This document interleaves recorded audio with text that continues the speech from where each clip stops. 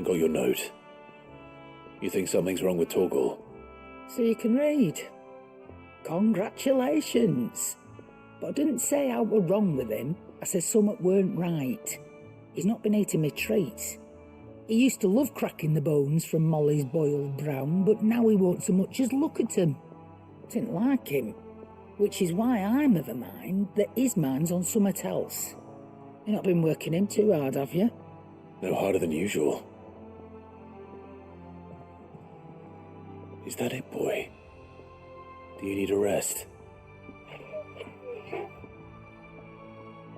What was it he said he was? A frost wolf?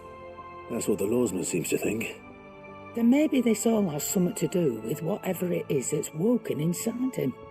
I suppose things have been different since Rosalith. Perhaps Hippocrates knows something. Instead of everything, you mean? Perhaps.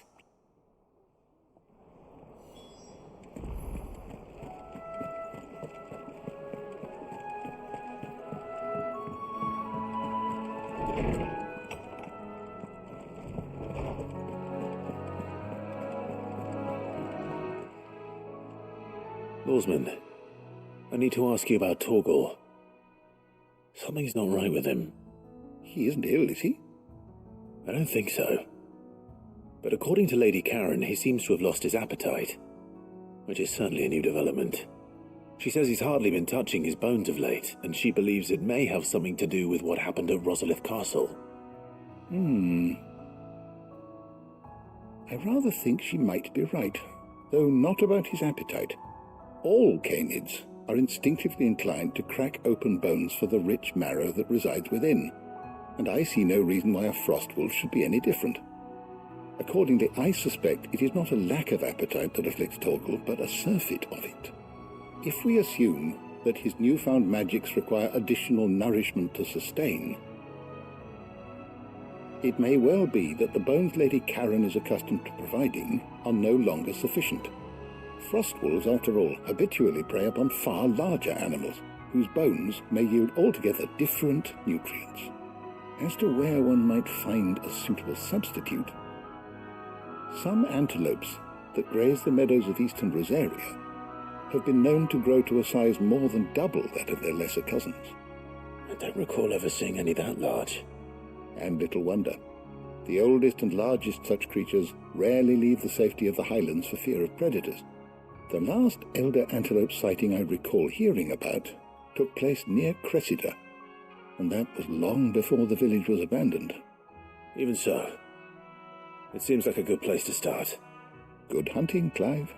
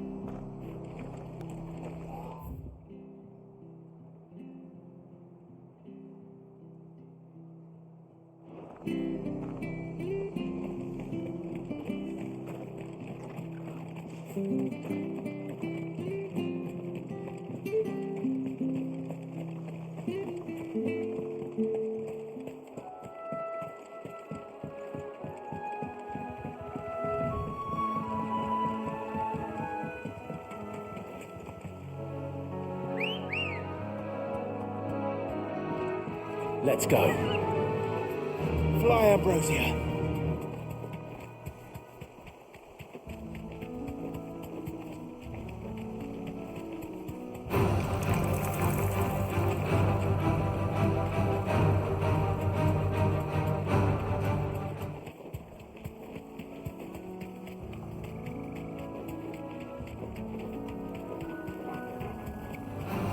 Time to fight.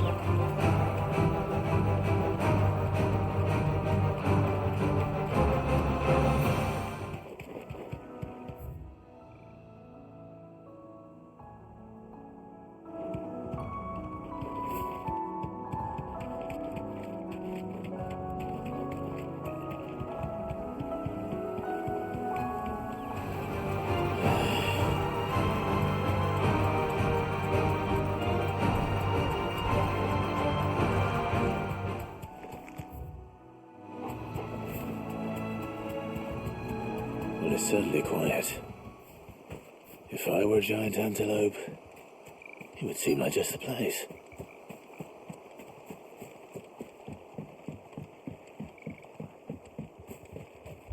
I doubt we'll find one bigger than that. You hungry, Torgal?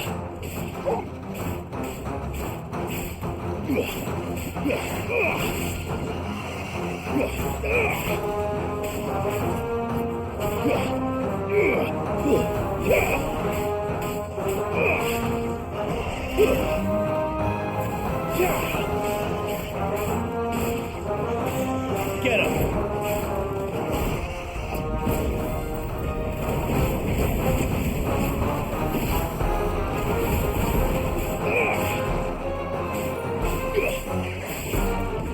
Too slow.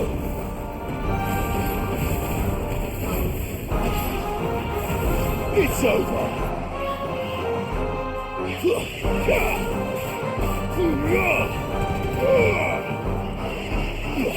Enough.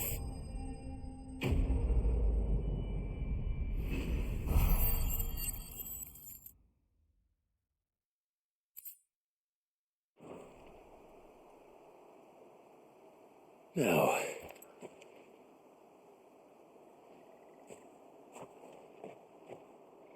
will it be enough, I wonder?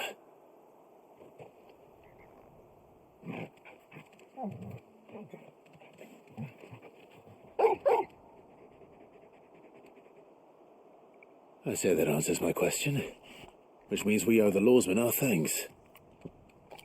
You're just a big puppy, aren't you? A very big puppy.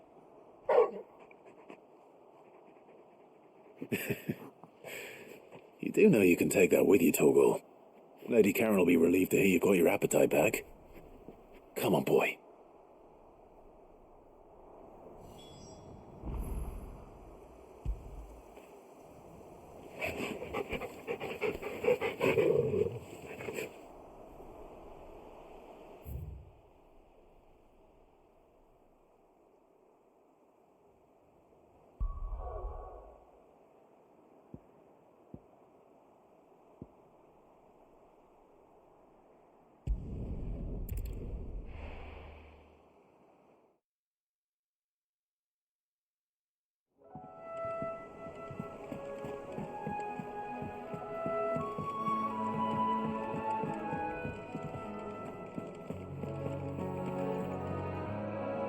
I noticed you and Torgal had gone off somewhere. Take him for a walk, did you? You could say that.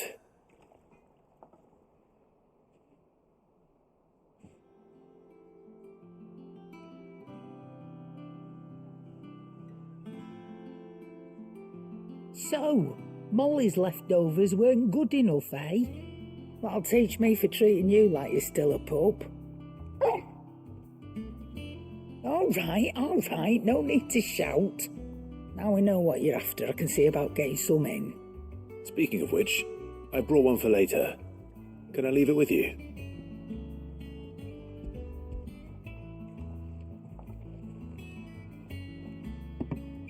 You can, aye. I'm nice like that. In return, you can thank Tomes for me. The bloody know-it-all. I was just on my way to see him.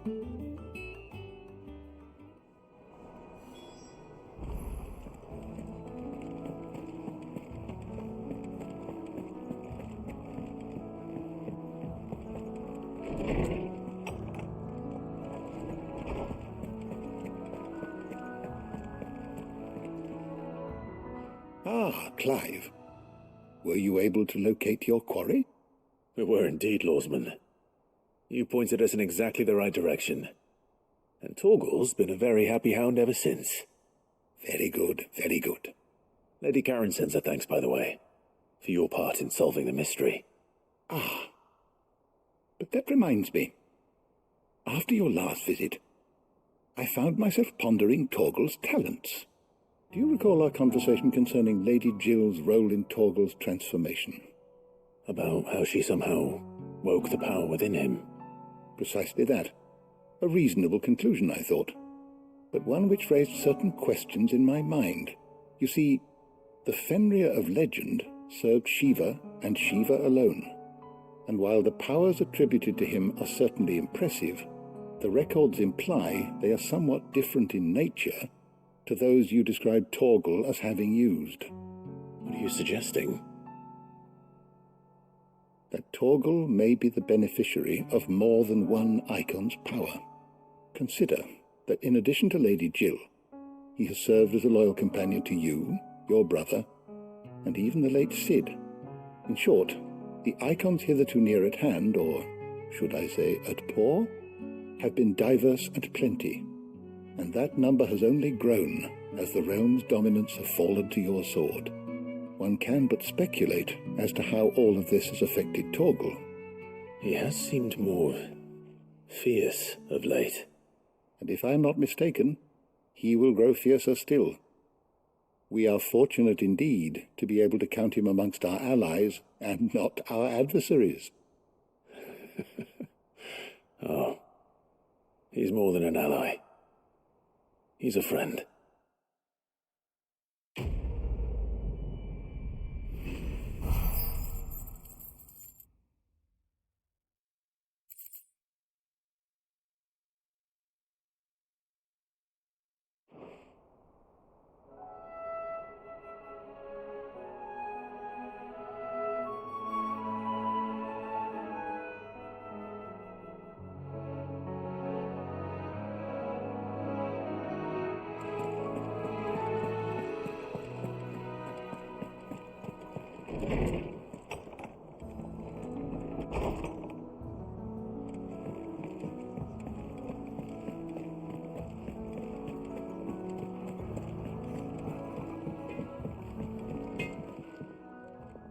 Blackthorn, do you have a moment?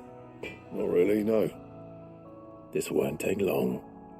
I just wanted to ask how you're getting on.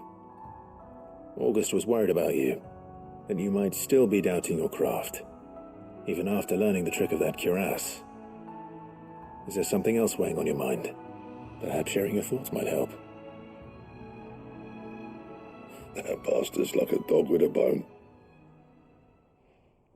Still, he's got a keen eye, I'll give him that. He's just, well, Karen showed me something I've never seen before. And that was? A sword. An odd-looking thing with a single-edged blade. The metal itself wasn't anything to write home about, but fuck me, the edge on it. You could slice a man clean in two with a weapon like that, and he'd be halfway home before he even realised he'd been cut. So that's what's troubling you? No. Not troubling me exactly. More distracting. Can't stop thinking, how do you get an edge that sharp? It's driving me mad. And if you knew how to do it, we could arm the curse breakers with even better blades. That's about the size of it, yeah. I'll see what I can find out. Sharper swords are always welcome, and we can't have our master blacksmith being distracted. You're a soft touch, you know that. But I can't say I'm not grateful for it. Good luck, eh? Thank you. Let's see what Karen knows about this sword.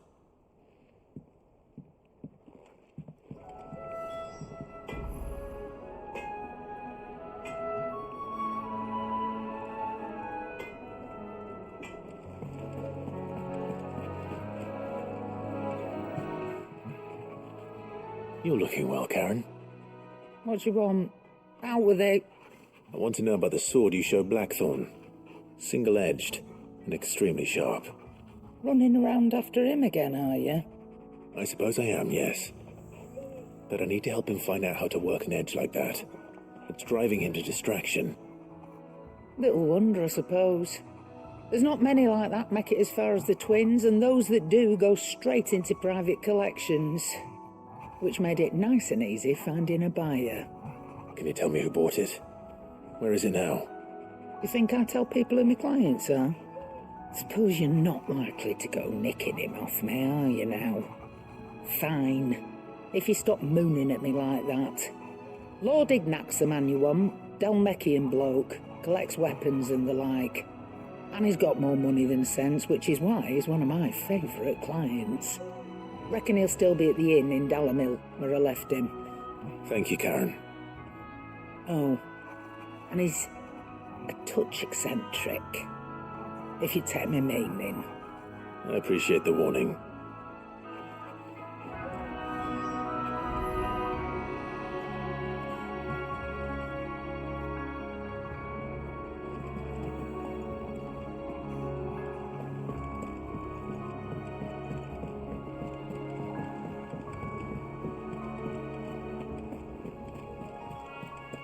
Is that the thing Tomes helped to build? Mid told me she was building a ship.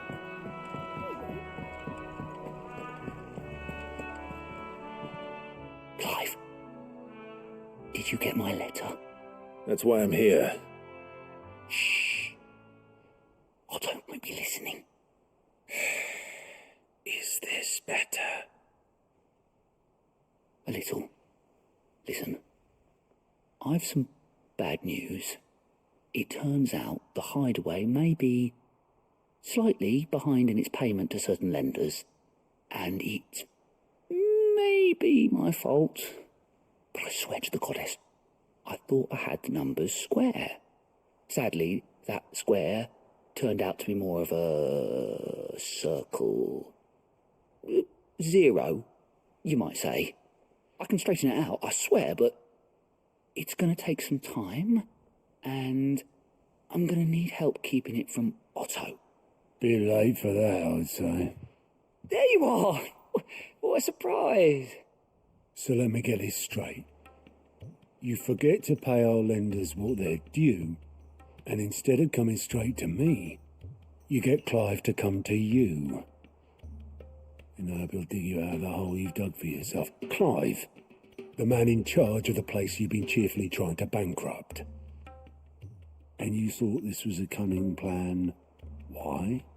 Well, who needs paying? Oh, just Martha.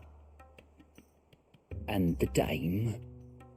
And, well, Lady Karen. But only 500 talents.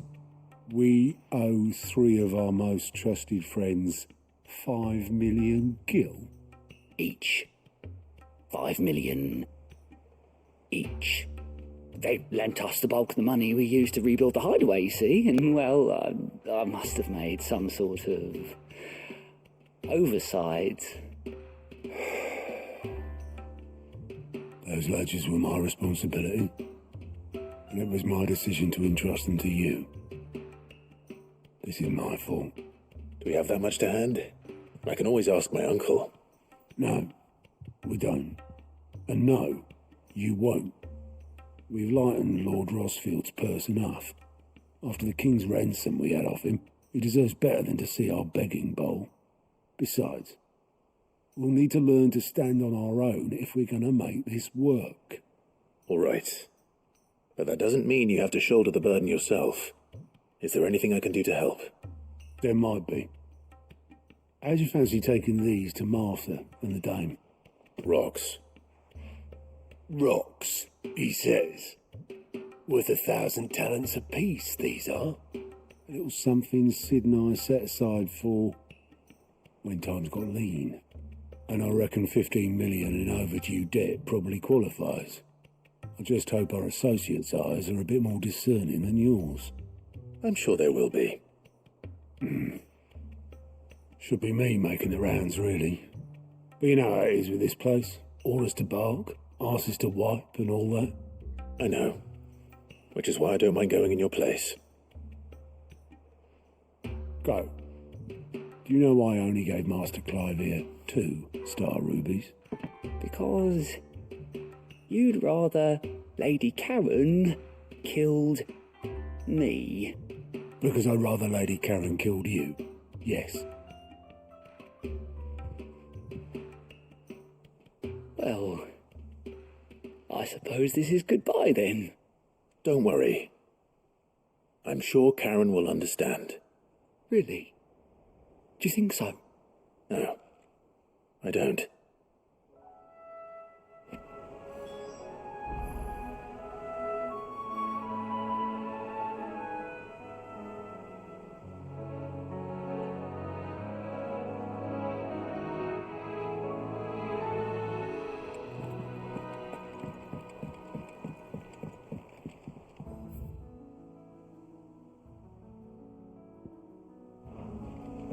Mid told me she was building a ship.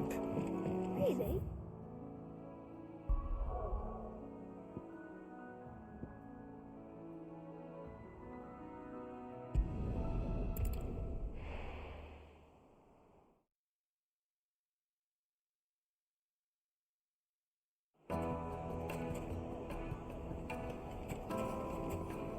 People take notice of wealthy men. Shouldn't be too hard to track down Karen's collector. Gone. The whole mother crystal gone. What are we going to do? Calm yourself. We don't know for sure.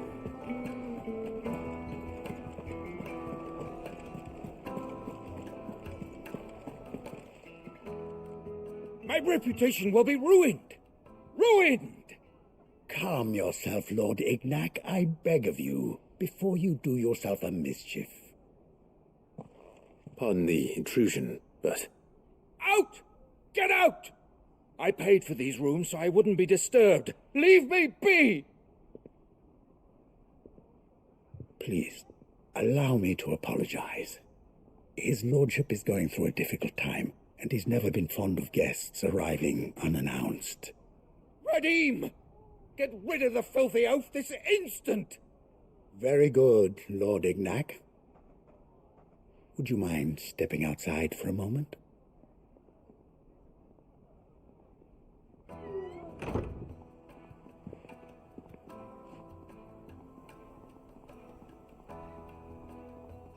I'm sorry if I've caused you any trouble.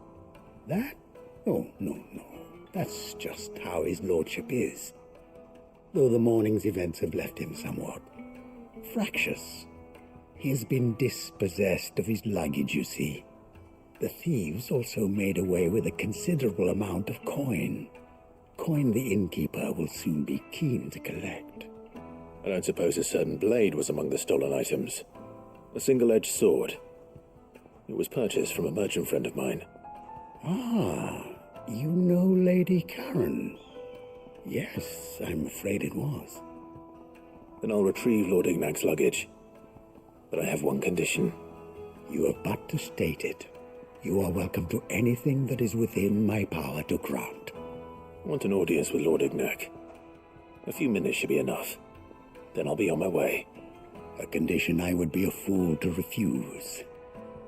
Of course, you shall have your audience. I don't suppose you saw where the thieves went. I did not, no. Though some discreet inquiries made on his lordship's behalf mean that I know where you might find them. The bandit's bed. Every ill-gotten coin in Dalamon is said to pass through that disreputable corner of the Valcroy. And that's where I'm heading. I shall speak to Lord Ignac in your absence, and arrange for an audience upon your triumphant return. That will be very kind of you. Farewell, and best of luck.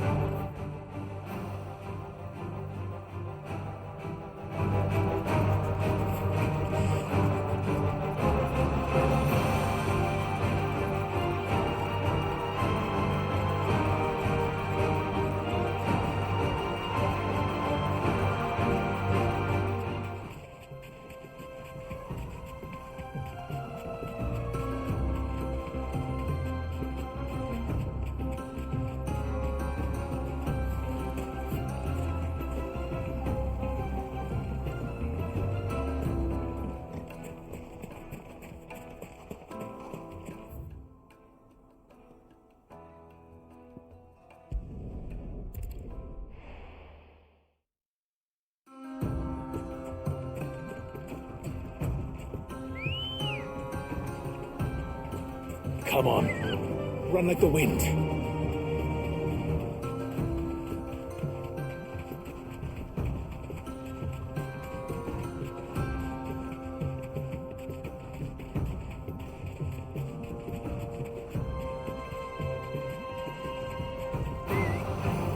Dumb vultures, preying on the trade caravans. You've picked the wrong target.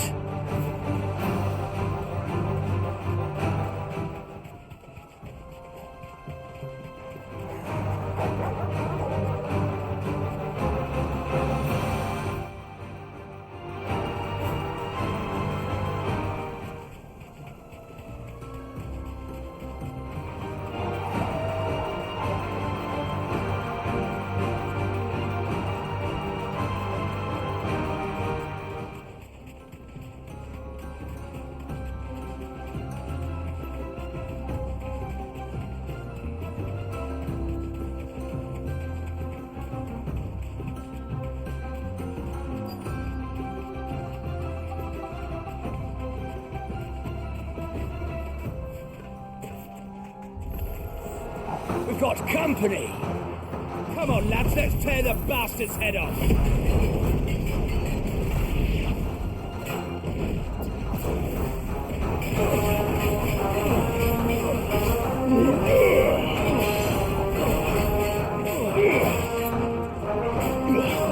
Let's try. Too slow.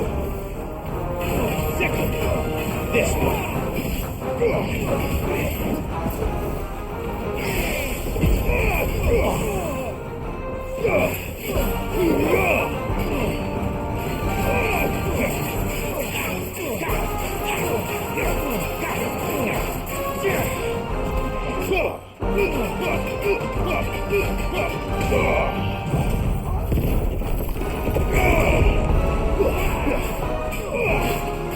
Let's try. Get it.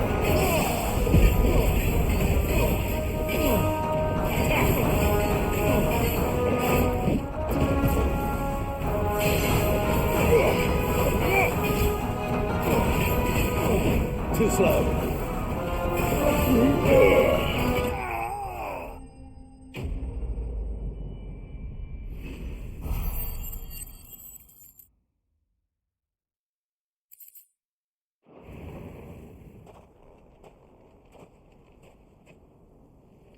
This must be Ignac's luggage. Nothing seems to be damaged. All right. Let's get it back to Delamil.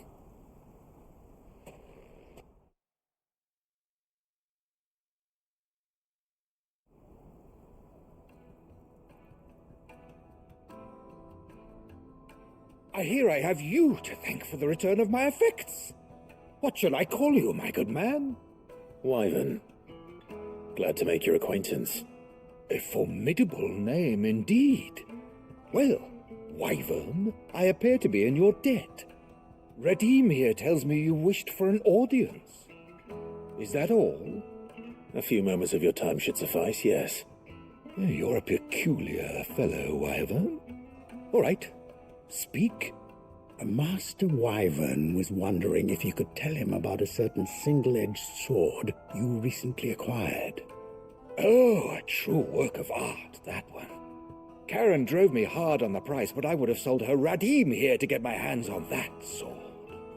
It was made in the Outer Isles, far beyond the Twins, and is used exclusively by the practitioners of a unique school of swordsmanship. They believe no combat should ever exceed a single strike, and hone their blades to such perfection that none ever does. Each sword is made for that one perfect stroke, and for that stroke only. They crack upon a second blow. There's a brutal sort of beauty to it, really. But how do they hone such an edge? Fine question. Why, they use a whetstone, of course. Whetstones, rather. A whole array of them, ranging from the coarse to the fine. 10,000 licks with the sharpening stone, then 10,000 more. But it is the final stone which lends the blade its legendary sharpness. A mineral quite foreign to this great realm of ours. And that is the key. The secret ingredient. Wyvern, it occurs to me that my little lecture is hardly equal to services rendered. Take this, together with my regards. The very stone of which I spoke, far rarer among collectors than even the blade itself, and a far more fitting payment. Thank you. Pardon the intrusion, my lordship. However, it is long past time we prepared ourselves to depart. So it is. I am locked in bitter competition with a rival collector of curiosities. I am one step ahead of the unscrupulous scoundrel, but he is hard at my heels. And there are many other collectors out there. Too many to count, but only one do I consider my nemesis. Lord Byron Rosfield, and is a perennial thorn in my side. I can imagine. Farewell, Wyvern, may our paths cross again. Radim, we mustn't dawdle.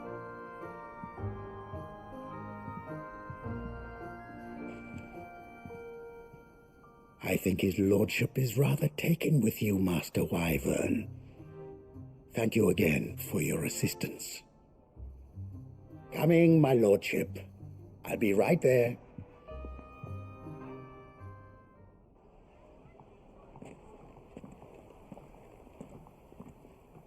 Trust Uncle Byron to find such an interesting rival. Now, let's see what Blackthorn makes of this whetstone, shall we?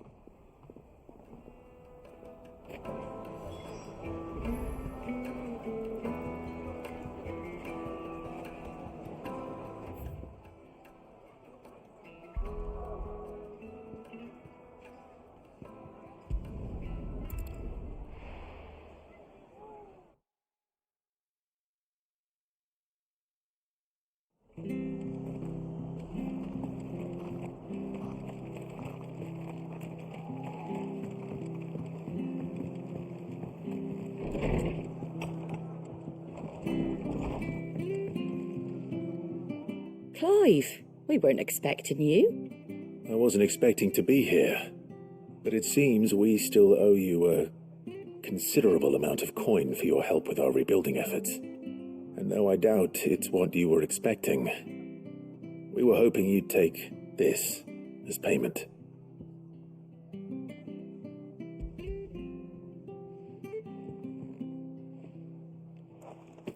A star ruby?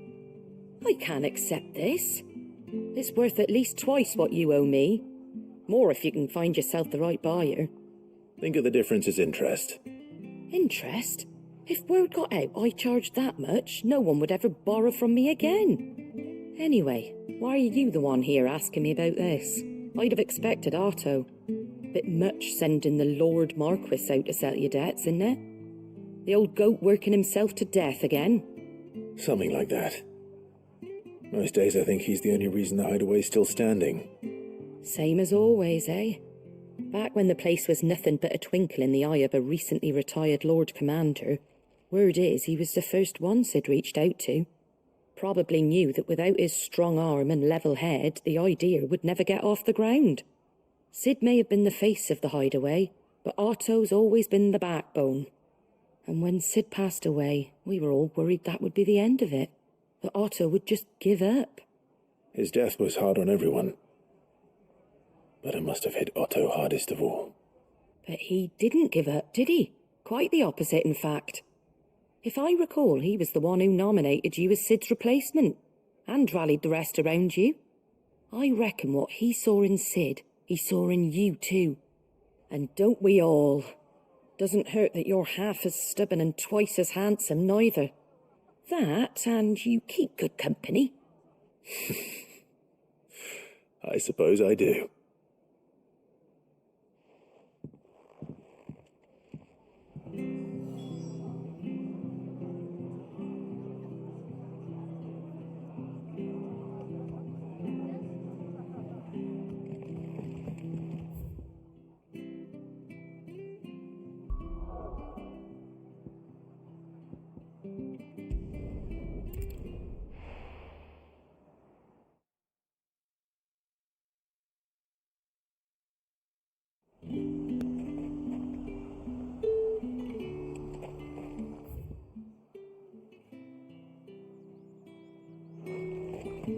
There's talk that the Glassgate flood.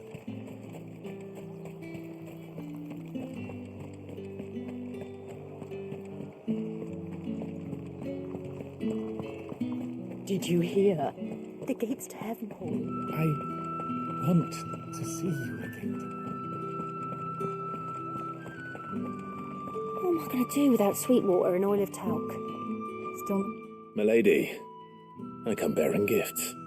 Gifts? Whatever is the occasion.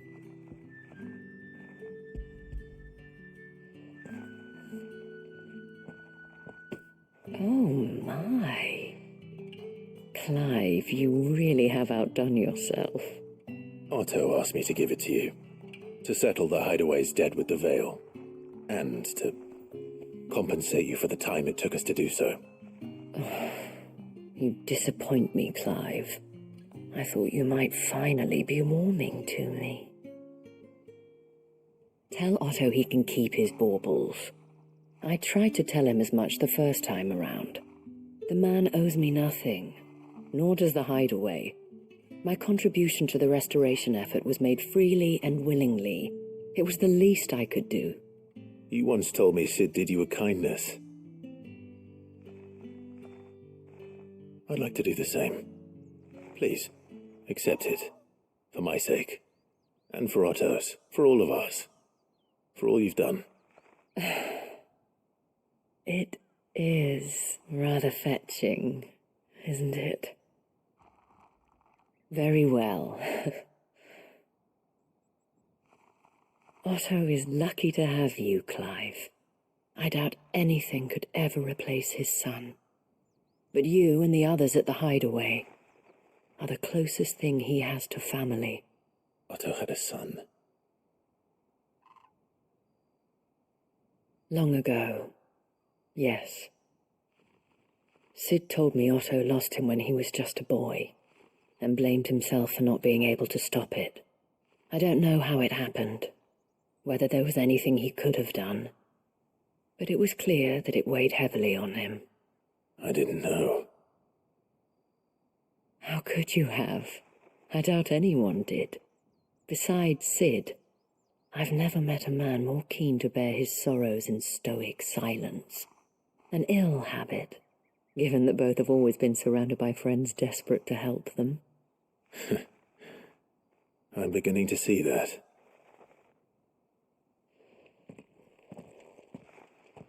Go will want to know the stones were delivered. If he's still with us.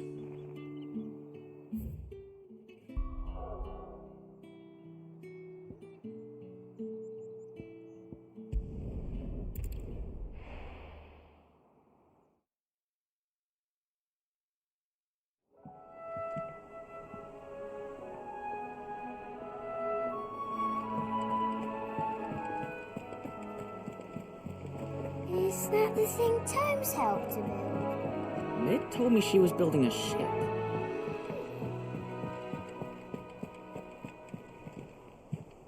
Goat. Still alive, I see.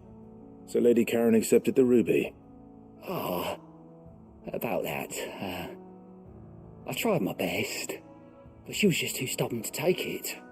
She threw it right back in my face, in fact, and told me I could stick my stupid stone where the sun don't shine. Karen refused payment. I hope it wasn't something I said. I'm sure you were as tactful as ever. Let me see what I can do. Oh, wonderful. I hope you have better luck than I did.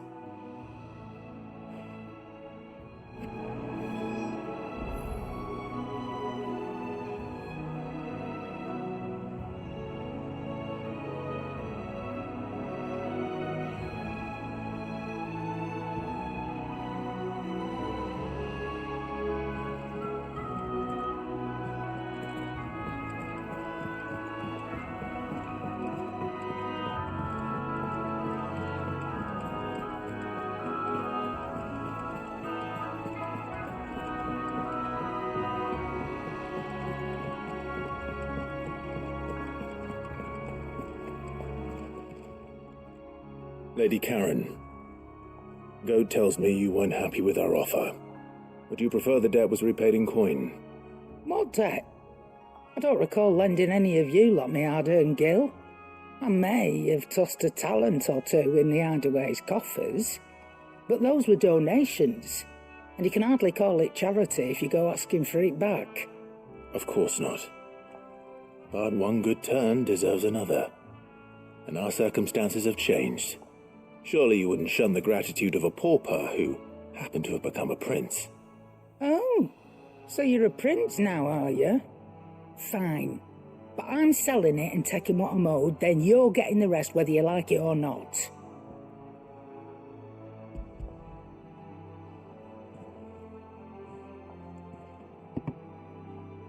Where'd you even get this? A decent trader might nab 1,000 talents for a star ruby.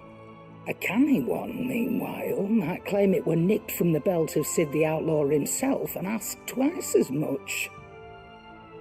Might be I already have a buyer in mind. Might be you even know her. A fine continental maid whose beauty's only eclipsed by a guile in commerce. You wouldn't mind, would you? Not at all. Just be sure to tell her that it's always a pleasure doing business.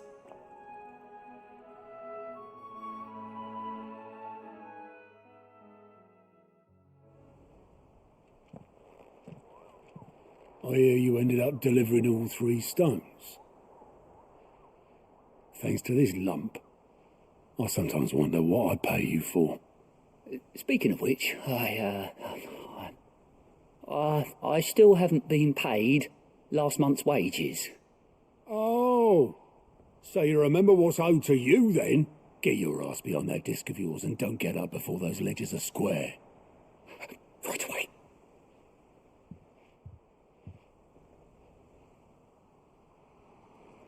I've seen that before. Yeah. Plenty of times.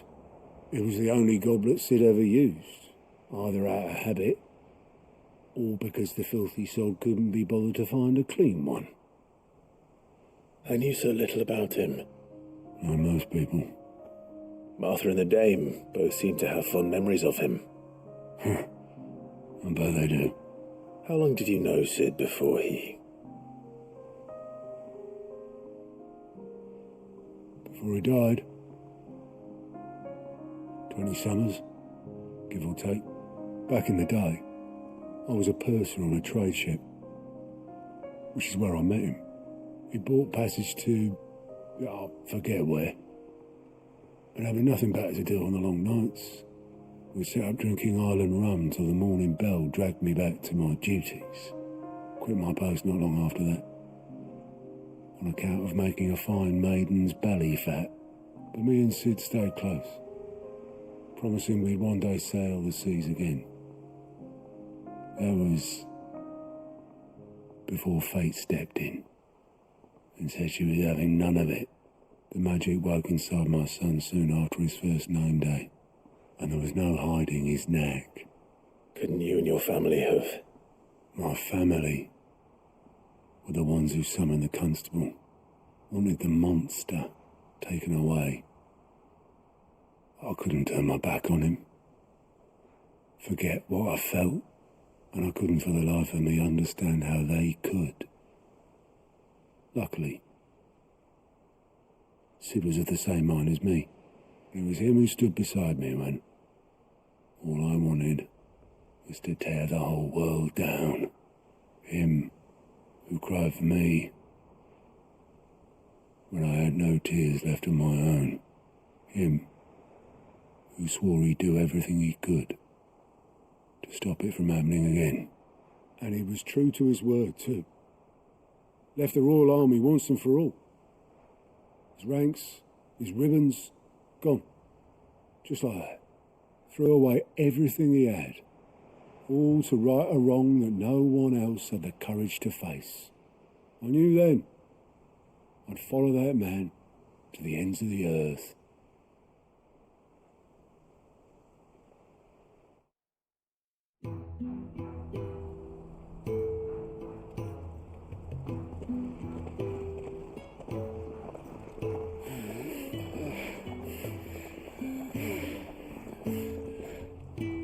He was always too clever for his own good, was Sid. Saw the world for what it really was, while the rest of us were content to go along with the lie we were shown. And it can't have been easy, bearing that burden alone.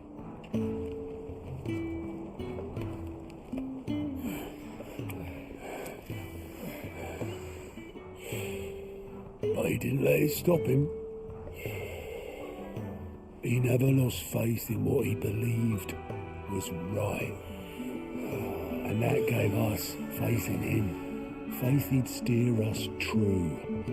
So I swore to myself that I'd always be right behind him, ready to catch the stubborn sod, if ever he should fall.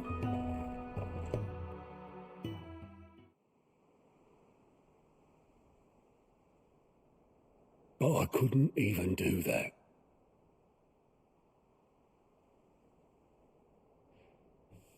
Ignore me, just the ramblings of a tired old man. Leave that lot. I'll tidy it up in a bit.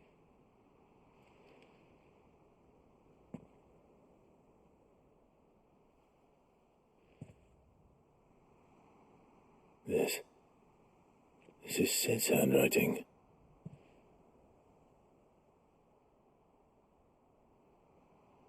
Dear Otto. I may be drunk, but I wanted you to know this place would be fucked without you. Love you, you grumpy old sod.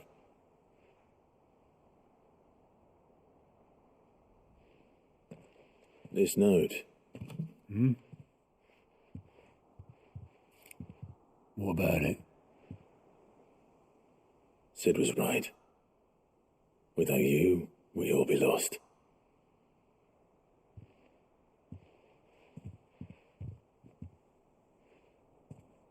He should have bloody well said so then. Just once. Before he went. But then, why would he? Him, or anyone? I'd only have told him to piss off.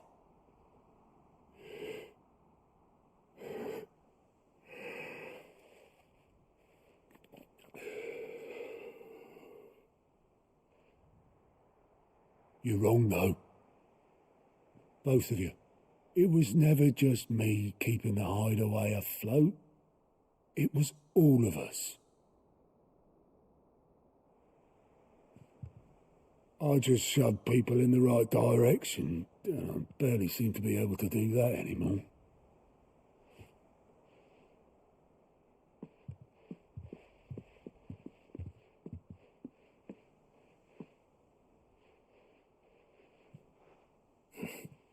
Would you rather goat were at the helm? Well, maybe I've got a few more years left in me. I'm going to hold you to that, Otto. Before you go, Sid would have wanted you to have this. But that's... This'll do me just fine.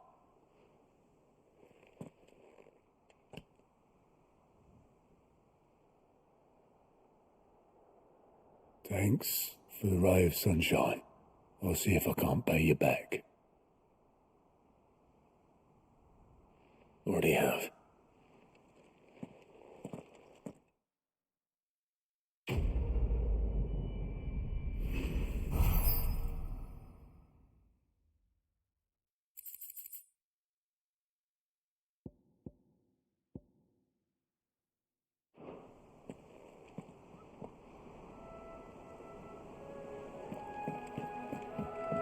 Mid told me she was building a ship. Really? Is that the thing Tomes helped to build?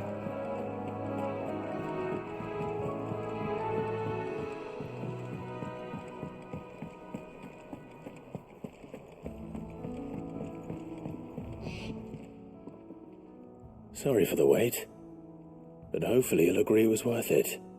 You learned something about that sword then? I did better than that.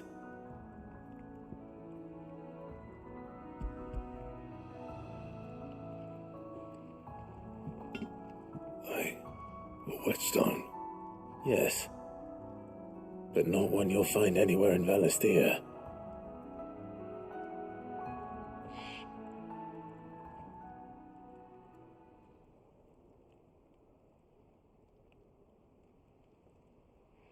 No wonder I couldn't get the same finish on the grinding wheel. One hit and all done, eh? Might not be so bad if all you ever fought were duels. Good luck on the battlefield. Your second opponent would be your last, no matter how good you were. Even so, is there some way it could be used to give the curse breakers an edge? I think so, yeah. With this whetstone and the right kind of steel, I could probably even make a twin of the blade that rattled me. But there'd be no replacing this little rock once I worn it down to a sliver. I reckon we get a dozen swords from it, if that. Swords that the curse breakers wouldn't know how to wield properly, and that would see them through a single fire piece. Nah, no point trying to copy that thing. Be about as much use as a wax anvil. But finishing our blades with a whetstone this fine, now that's something to consider. And what's finer than fallen masonry, eh? Or more hard-wearing, for that matter. Just imagine it. Good Valesthian steel with an edge as sharp as any found in the Outer Isles. I won't make a copy now. I'll make something much better. I'm sure the curse breakers will be delighted. Just don't push yourself too hard. Don't you worry about me, sunshine. I've been working day and night since I was half your age, and I'll still be here when you're long gone. Hey, thanks, Clive. I mean it. I owe you one, August too. It's good to know someone's looking out for me. You'll be happy to hear you said that. And I'll see that my debt to you's paid. First new blade I make's got your name on it. You come and find me when you've got the materials. All right. I will.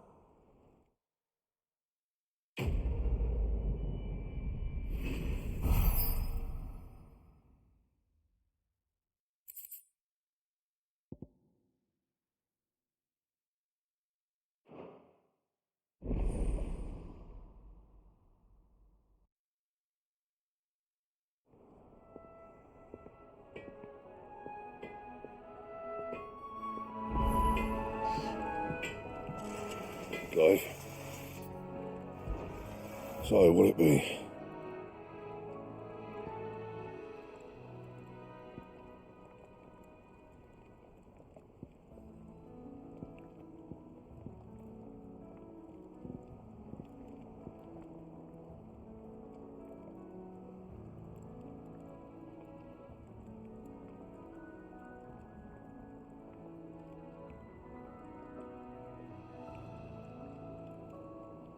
That it? Fine.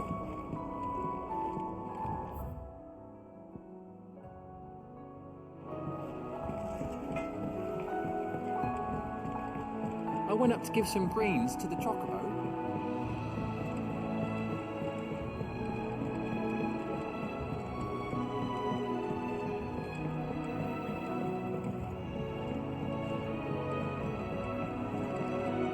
Wish I could take one of our birds.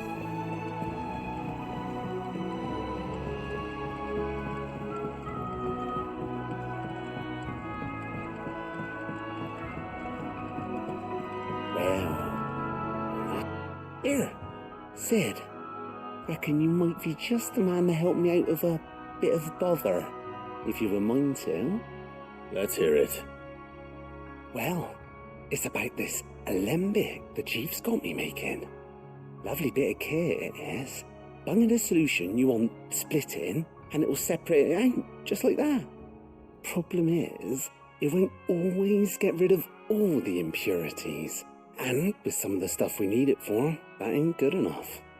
Which is why I've been looking for something to filter the liquid we'll be cooking off. And that's where I was hoping you could help me out. I imagine Ty could get some use out of this alembic too. Distilling medicines and the like. All right. Why not? Proper job! So what exactly do you need for this filter? Nothing but bomb ash'll do, says the chief. Gave me a sample she'd obtained from the university stores. Couldn't believe my eyes. You pour the blackest blight water through it, and it comes out clear as a mountain stream. So, I did a bit of reading about where I might be able to get hold of some. And do you know what I found out? It's only the blimmin' bones of a bomb king. They leave them behind when they die, see? I take it that's where I come in.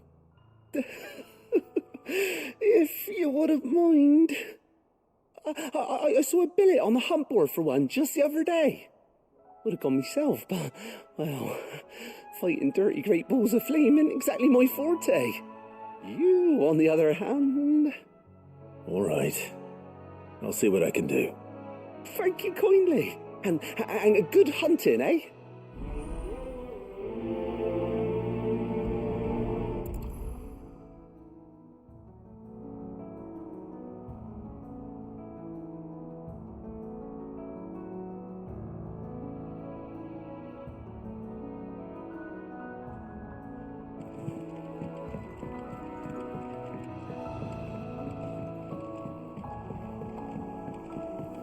I think Mid might need some help.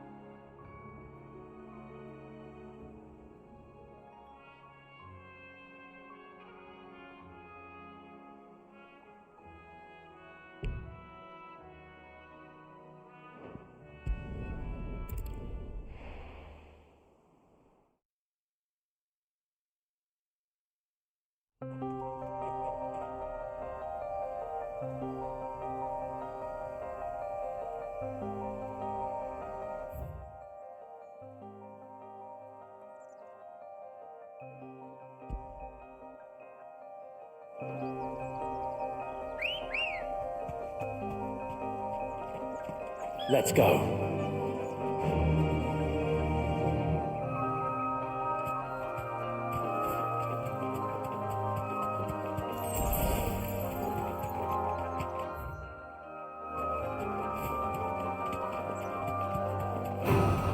Time to fight.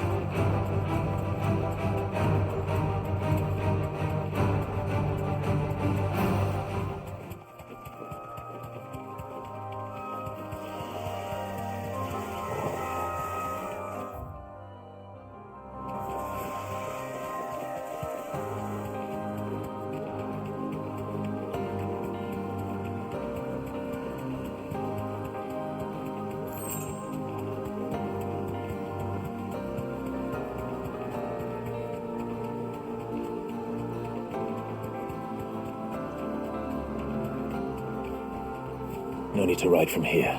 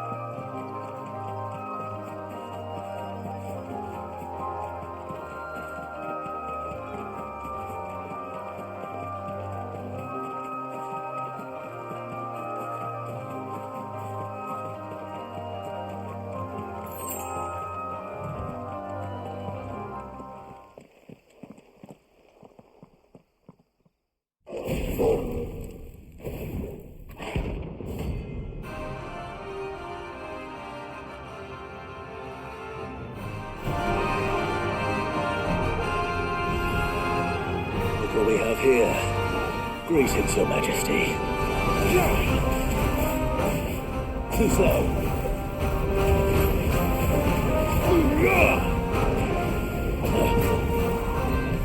Too slow.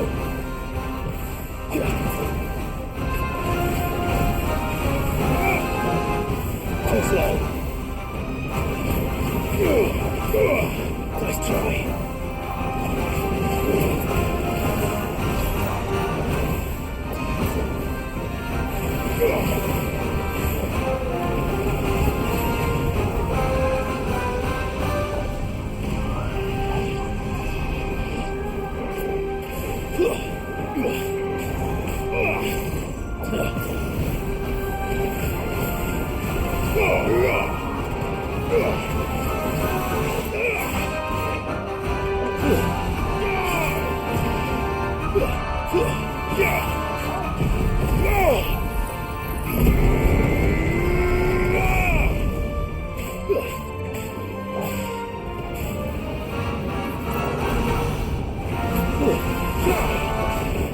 Nice try.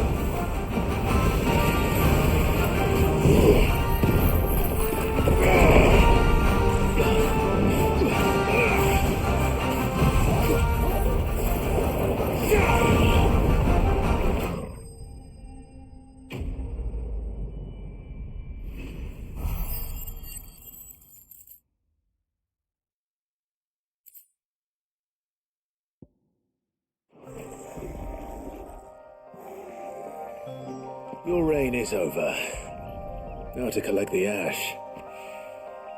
This looks like the stuff. Let's see if there's any more.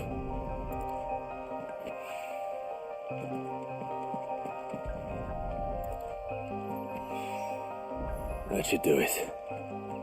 If a wine needs more than this, he can fetch it himself.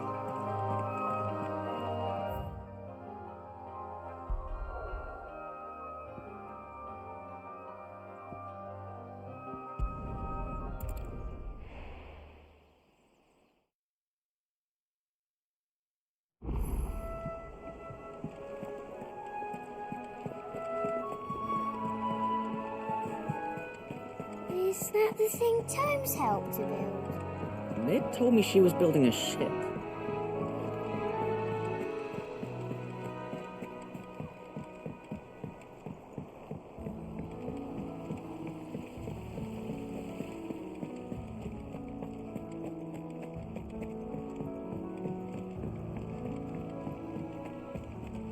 Think Mid might need some help.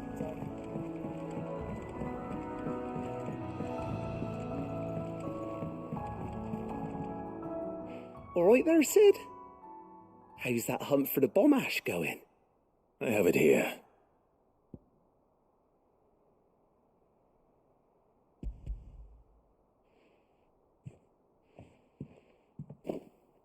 That's the stuff.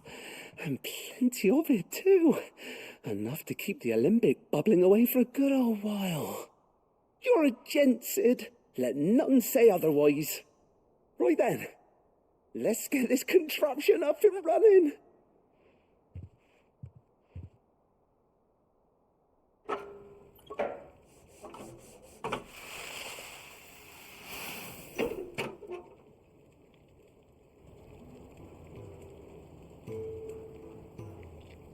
There we have it. The Telemon Alembic. And it works just like the chief said it would. Very impressive. Says the man who cut down a burning boulder. Speaking of which, I still haven't returned the favour. There's no need. The good it will do for the hideaway is reward enough.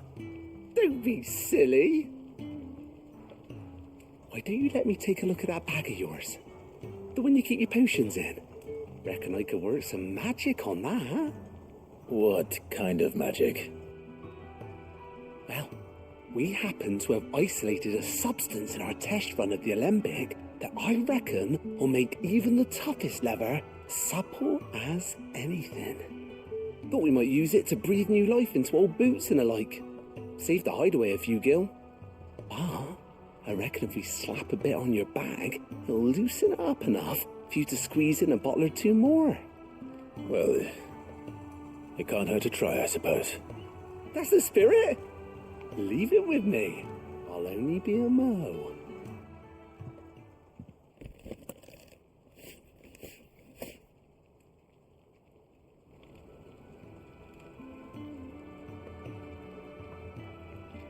Well, what do you reckon? It certainly feels more flexible. Right? Told you. Thank you. I think. No. Thank you for supporting Mid and the rest of us in our endeavours. Without you, we'd never have been able to discover wonders like that stuff I rubbed on your bag. And I'm telling you, there's plenty more where that came from.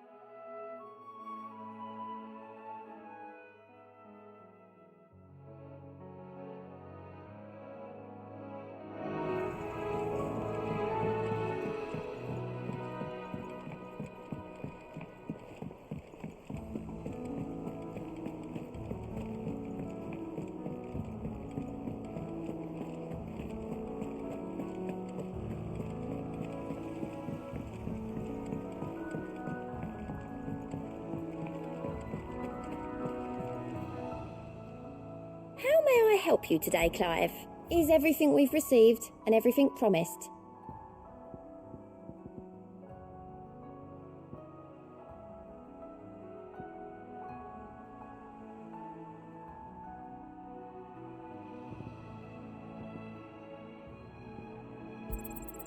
You earned this.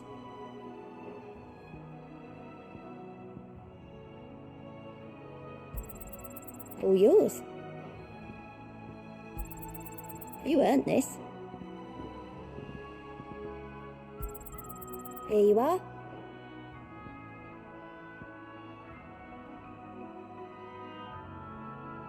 Come again. I may have more for you.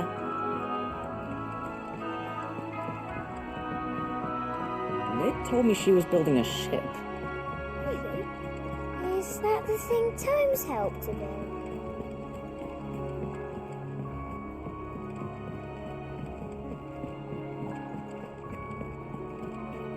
Thank you, Clive.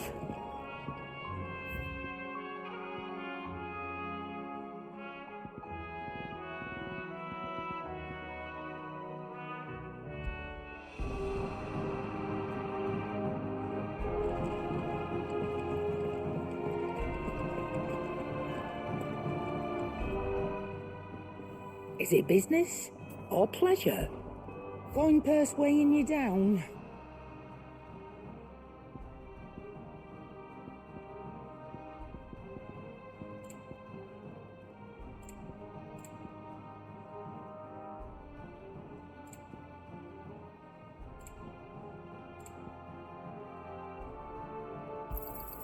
It'd better all be here. You'll not find a better price than that.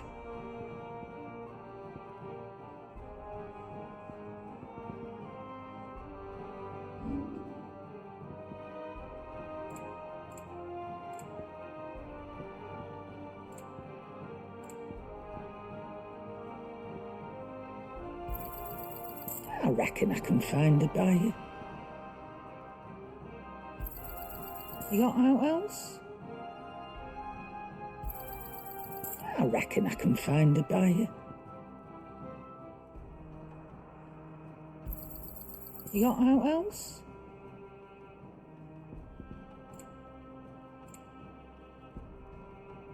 Come again. Or don't. I'm not much bothered either way. What do you need? So, what'll it be?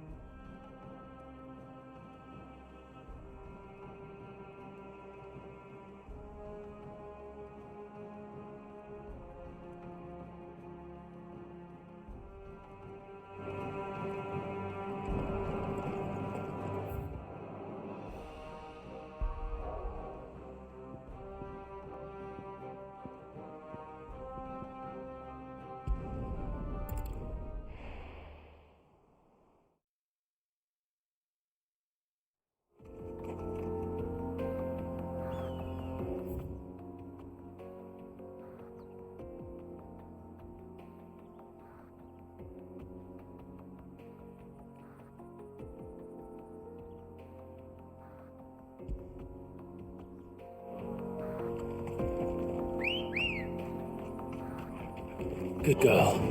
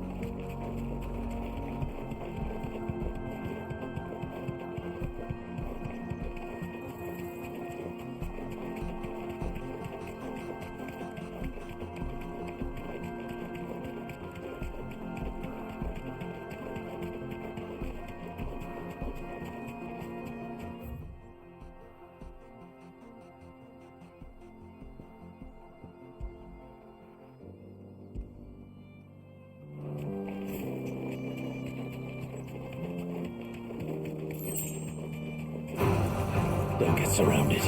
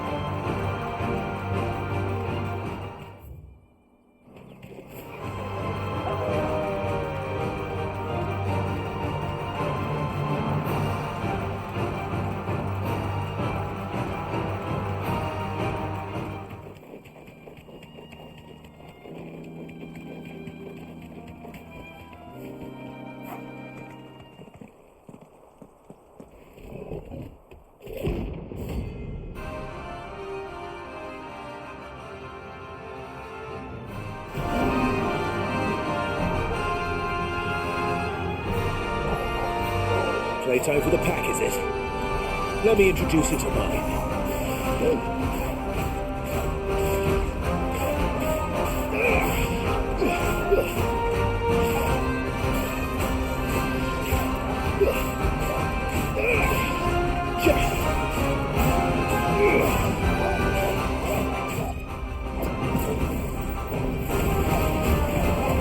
Enough.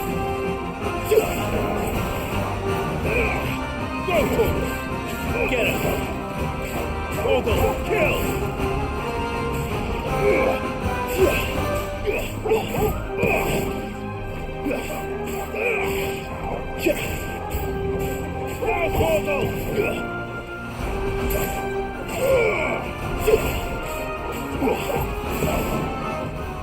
Too slow. Ogle, kill!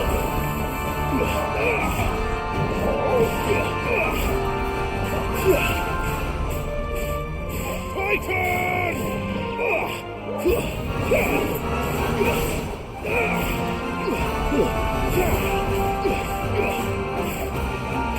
All yours, Torgal! Stay down!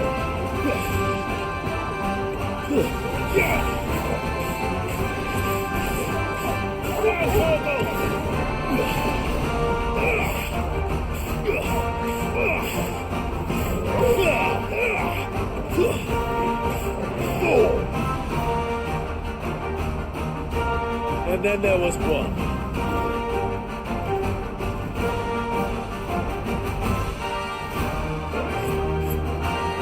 All yours, Torgal. Let's try.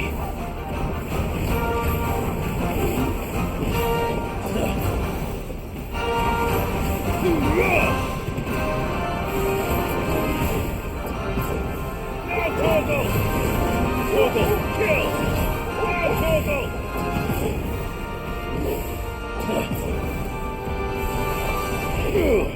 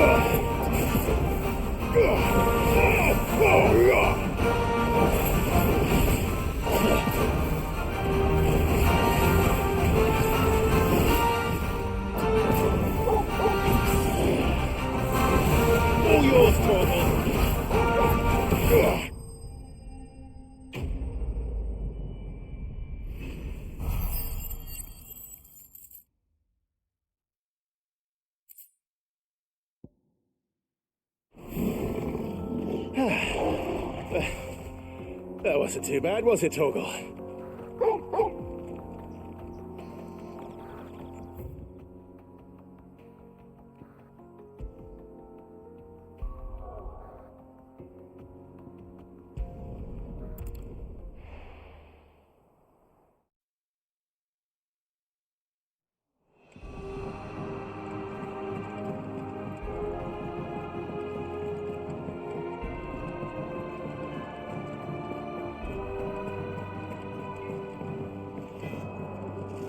Back, are ya?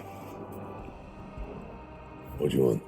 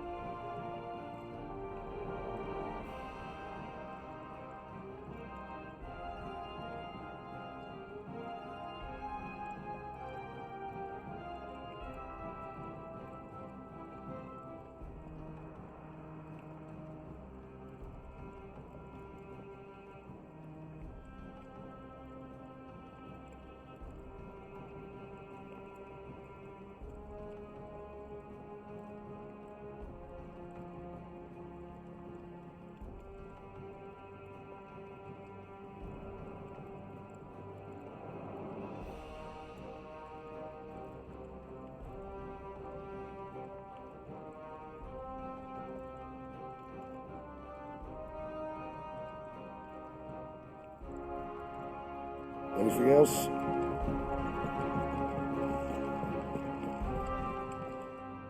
And what can I do for you? Coin purse weighing you down?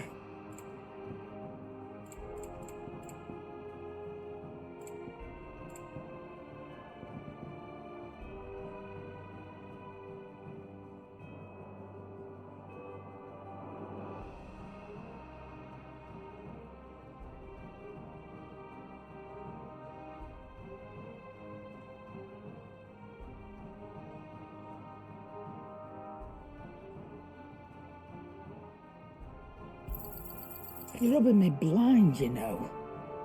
Finished, are you? What do you need? So, what'll it be?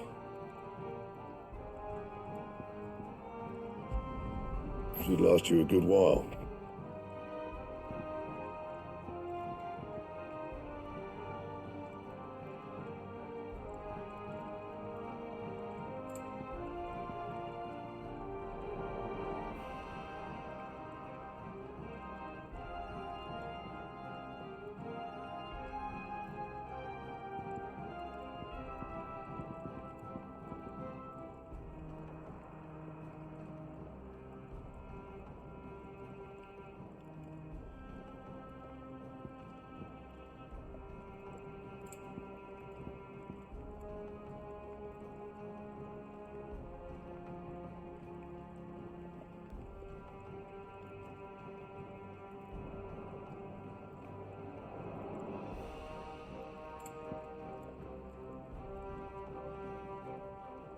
Anything else?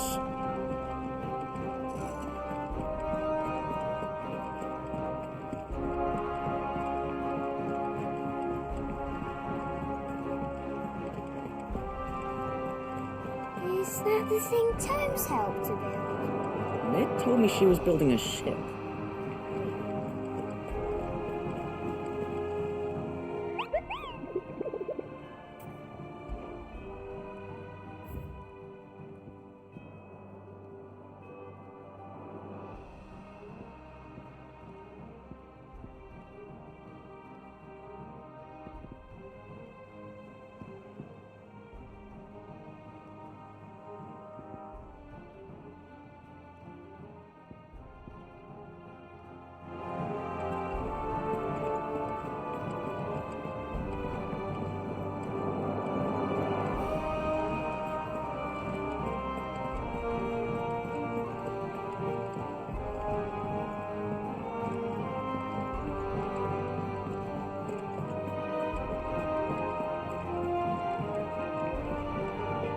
Back, are ya? What do you want?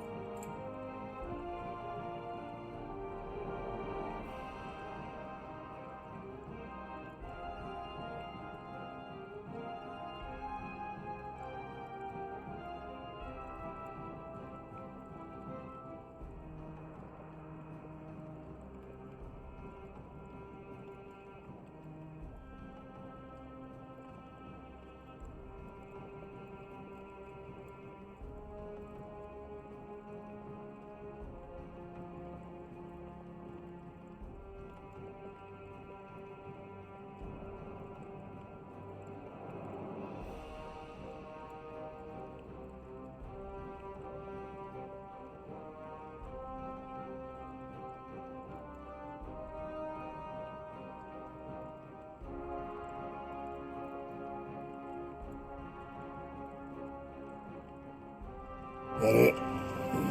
Fine.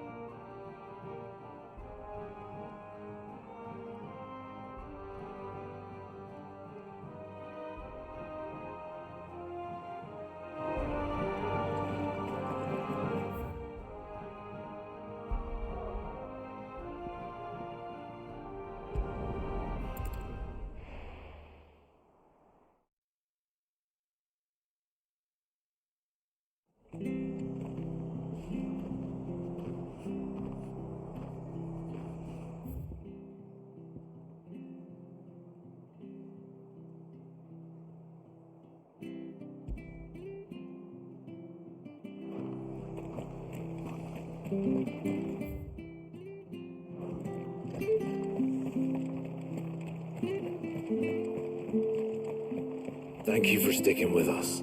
Those of us who are still here have to look after each other. It'll take ages to tidy all of this stuff up.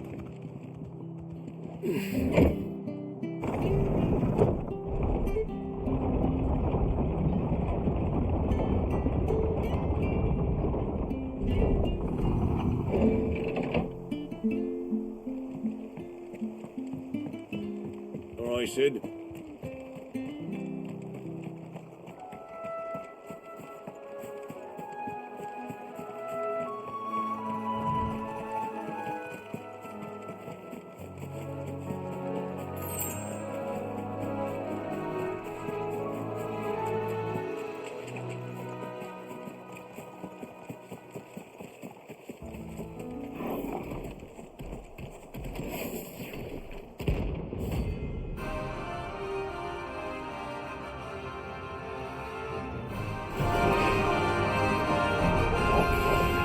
What the hell is this thing doing out in the ruins?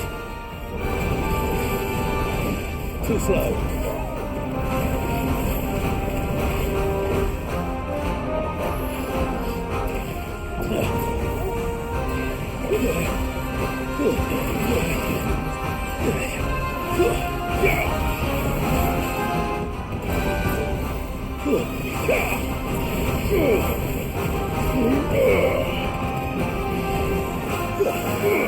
Let's try. All yours, Torgal. Torgal, kill!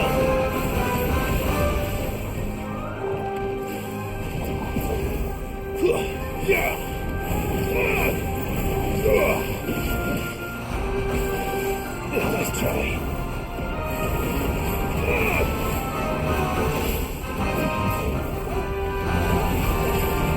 Too slow.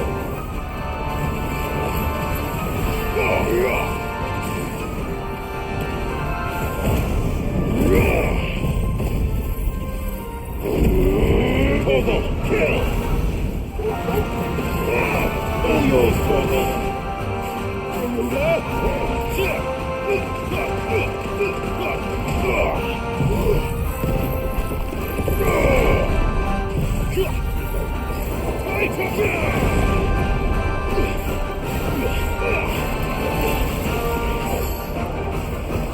Let's try. Too slow. Let's try.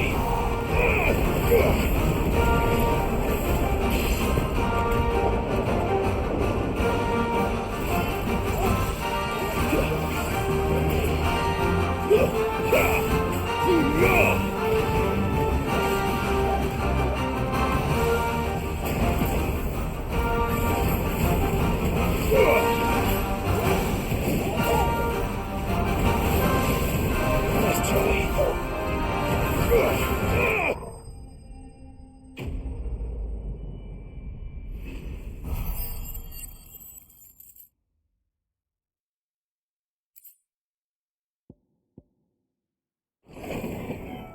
From the ruins it came, and to ruin it returns.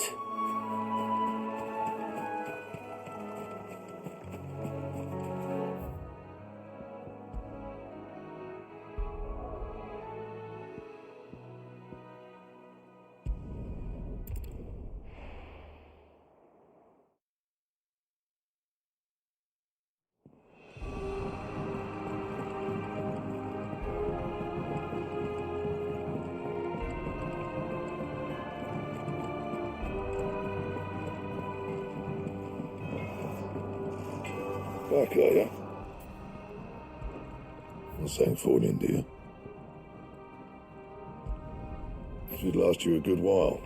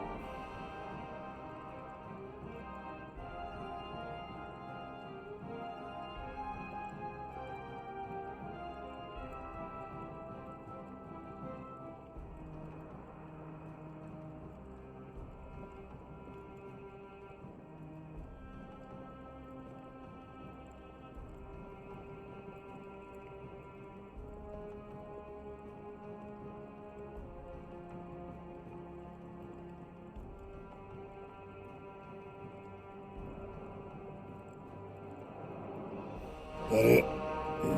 Fun. Is it business or pleasure? If you're gonna buy something, be quick about it.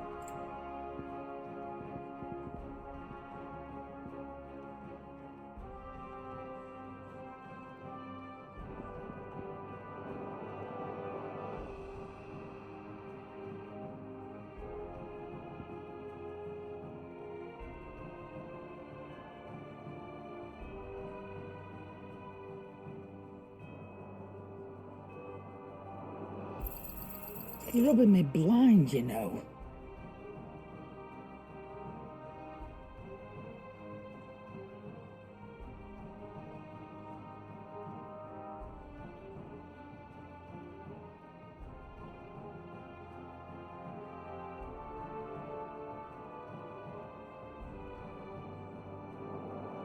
Come again. Oh, don't. I'm not much bothered either way.